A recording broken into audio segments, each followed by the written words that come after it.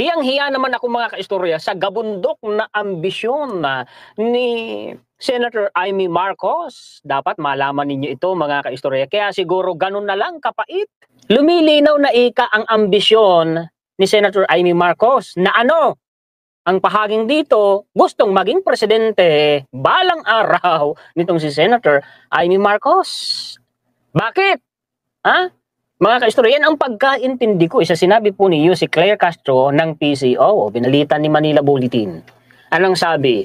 Is Senator Amy's presidential ambition getting clearer? Palas asked. Presidential Communications Undersecretary Claire Castro took a slight swipe at Senator Amy Marcos' remark on being a president. Diba? Diba? Hindi kaya umaambisyon na maging presidente to balang araw, mga kaistorya. Hindi kaya yun ang dahilan, kaya galit na galit itong si Senator Amy Marcos sa kanyang kapatid dahil sa gusto niya siya ang maging presidente.